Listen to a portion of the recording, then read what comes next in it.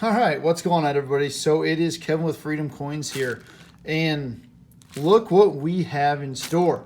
Now, as you can see by the title, this is part 3 of going through my wife's grandmother's collection.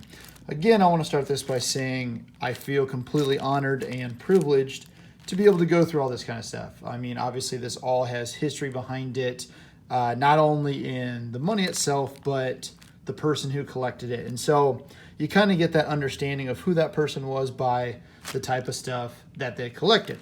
So with that being said, I'm going to give you kind of a rundown of what we have, and then we'll break it down by what we have. We'll go with coins here. So right here we have, as you can see, we have Merck Dimes, and then I think there's some war nickels in here. Again, I'll put all these out, so don't worry about it. There's some buffaloes over in this bag, and then I don't know, looks like a case of uncirculated dimes or something. So we'll take a look at that. And then we have a whole baggie of silver quarters. And I don't know, we'll check and see if there's any standing Liberty quarters or anything like that in there. So we'll set those off to the side. And then whole bag of Roosevelt Dimes, which is pretty cool. We'll check these out, see if there's any cool ones or any, uncirculated looking ones. Set those to the side. Then there's a whole bag of pennies here. Judging by it, like you can see in here, there's regular pennies, but then there's also some wheat cents. So we'll kind of pick through that and determine what's in there. Nextly, you see all these envelopes right here. These are all uncirculated state quarters. So if you so I'll just use this one as an example. We have uncirculated quarters in here, which is pretty neat. So we'll take a look at these, kind of go through these. Sorry, it's all smudged up from my fingers, but we'll take a look at those, see if there's anything in there cool. Same thing like here, you can tell they're all extremely nice quarters. And then, so I'm gonna get these out of the way real quick. I think this is the same thing. Yeah, so we just have, again, some extremely nice quarters in there. So we'll set those off to the side. Then there's this cool little pack right here. We'll just kind of dig into this since we got everything started. So right here we have just a really nice 1993 50-cent piece. Then there's a 1 ounce copper round, which is really cool. These things are very cool. So that's got a 2012 on there. Yeah, very cool. And then we have 2 gold dollars, a 2000 Sacagawea dollar, and then this James Madison dollar. And I don't know, see if I can get a year on this for you. 2007. There you go, if you can see that. Yeah, 2007. So, and then just a little, make good luck always accompany the bearer. So it's just kind of a little good luck token. Very, very cool. That's this kind of little package here. So now that we got that taken care of, again, that copper round is really, really cool. I don't have any of these, so seeing one of these, I know it's just copper, but it's very, very cool. So we'll set that off to the side. Then there was a whole bag of change in here. And I don't know what all is in there. Obviously, there's some denominations of everything. So we'll dump all this out and see if there's anything worthwhile in there. I do have a couple quarters books over here. Not really important, but this one right here is actually really nice. So what I'm going to try and do is use those envelopes full of quarters, and we're going to go ahead and fill this book. Obviously, I won't do it on camera for you guys because I know you don't want to see me put quarters in a book, but I think it'd be really cool to do for the family. Just go ahead and fill this book out. That way, they have a whole set of quarters.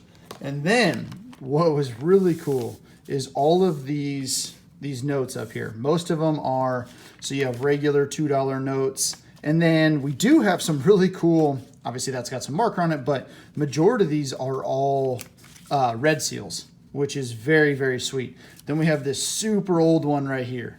Very, very old, which is extremely cool. We'll touch on that later. And we even have a star note. This is going to be sweet. And then there are 2 silver certificates here. Nothing too special about the serial numbers. And then the Philippines 1 peso. What I'm going to do, now that we have this all kind of laid out, we're going to save the bills to the end. I'm going to lay out all the coins here for you, and we'll dive into the coins.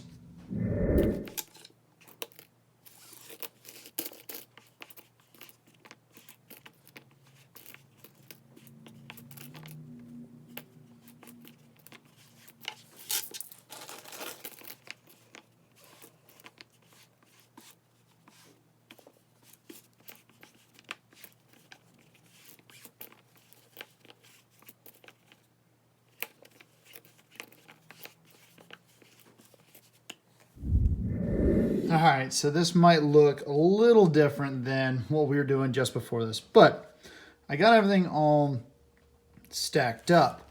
What I'm going to do is I'm actually going to bring this camera down and give you guys a better view. Give me just a second. Right, this looks a lot better. So if we look over here, here is all of our wheat pennies. We had a couple 30s up here, mostly 40s in that row, 50s. And then some of these that stood out really well are these extremely nice 1957s. I mean, these things are in beautiful shape. There's this one right here, and then also this one that really stood out as fantastic pennies. I'm not going to go through everything and tell you all the pennies, but you can see there's a good amount of wheat pennies there. We did have a couple foreigns over here, those two, and then one Canadian right there. Now, let's get over into the silver part. What we have right here, we have a bunch of Rosies. I forgot, I didn't count them up, but there's a decent amount of Roosevelt Dimes. As you guys know, there's nothing too significant about any of the Roosevelt Dimes, so they are just 90% silver, and a lot of these actually are in fantastic shape. Like this one, for an example, right here, it looks very good, especially for a 55. Not in bad a shape at all. Then we go down to the Merck Dimes. Not too many, but what I will say is most of these Mercury Dimes are in extremely good shape. I went ahead, so this one right here is in really good shape. Full bands on that one. They're a little faded, so we'll get you a better example of that. This one right here, this has got to be the best one. Especially 1943, front looks really good, but then when you flip it over, full bands on that. That's incredible shape right there. Again, some really nice Mercury Dimes, and then we go down to the quarters. Nothing really significant, again, about quarters since they are just 90% silver. There are some good examples with a lot of detail left in them, but as far as anything that stands out, just a couple of these stood out to me as extremely nice quarters. Then we did have two Standing Liberty quarters, but unfortunately, you're not able to get the dates off of either of these. So really, these are they're just melt value. You know what's left of them, that's for sure. But yeah, those two right there. And then if we move over here a little bit, there are some Buffalo nickels. There was only two 37s that you can make the date on them. The rest of them are dateless. So it does hurt the value, but as far as just kind of nickels go, it's always cool to see extra Buffalo nickels. Then there were three of these war nickels. Here's the 1944, and it does have the D mint mark. Things like that. Once you get into the the silver war nickels, it's, basically just silver. Now, here is the cool part. I'm going to go through these. I'm going to set the tripod back up. We'll go through each one of these notes, check the dates on them, and see the year on this one. And we'll also check the rarity of that star now. So let me clean this all up a little bit, get these notes set up, and we'll take a look at them. All right, then just real quick, before I get everything completely stacked up, I did want to tell you, when you guys kind of go and pick out silver coins, make sure you get the ones that aren't completely smooth. So for an example, here we have 4 quarters. Your standard quarter is worth about $3 in silver. We have these 2 Standing Liberty quarters, then 2 just regular Washingtons. So we'll go ahead, that's 4 quarters. We'll stack those up. Then you're going to grab 4 of them that are in pretty good shape. We'll stack them next to each other. And when you look at this one right here, you can basically slide that right over the top. So what I'm trying to get at is these 3 silver quarters have just the same amount of silver as these 4 smoother quarters. You can kind of see it as I set that down. And then this one right here goes on top. Basically, the point of all of that is when you do go pick out quarters, just because the Standing Liberty ones are cool and they're older, they have less silver because they're smooth. So make sure you always pick the ones that are the thickest and the nicest. That way you're not losing silver value. I'm going to get these out of the way again, and let's get to these notes. We have a silver certificate. Serial number is nothing unique, and the year on it's 1957. Set that up to the top. This one right here, same thing. We take a look at that serial number. Nothing too crazy, but this is a 1935.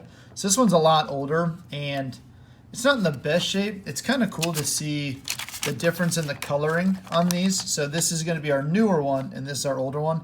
And look how much different that coloring is. Hence the name, greenbacks. The older they were printed with a lot more green ink on them, which helped get the nickname of greenbacks. There you go, guys. There's a little history, little story for you. These are newer ones, 1976.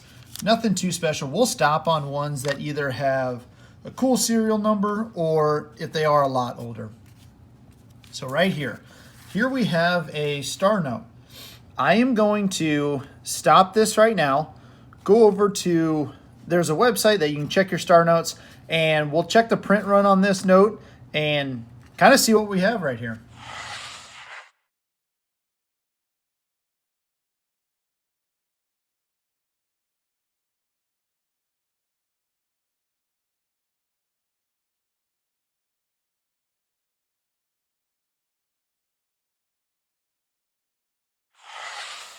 All right, so that might not have been the greatest representation, but as you can see, we had a 1953 red star note, and according to that guide, it was worth about $5. Nothing special, but it's still a star note. Let's keep checking these to see if we have any other bills with cool serial numbers. All right, this one is pretty ratty, but what's so significant about this one is how old that is. Check that out, right there up in the top, 1928D. That's pretty awesome. Again, I wish it was in a little bit better shape, but it's still an extremely nice vintage $2 bill.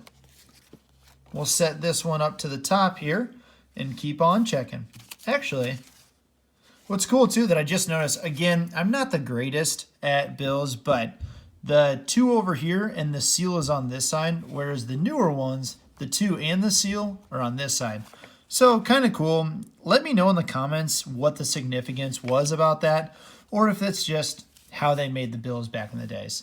So we'll keep going through these and see if we have any more cool notes to look at. This one, even if it was cool, it does have marker on it, so that's not going to help us. This one's in great shape, but it's a 63.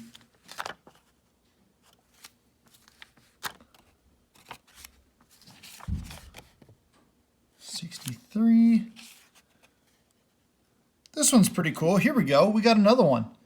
As you can see in the top, 1928. So it's the same one, but in much better shape. As you can tell between the two of these, from the same year and to be a lot better shape, that's pretty neat.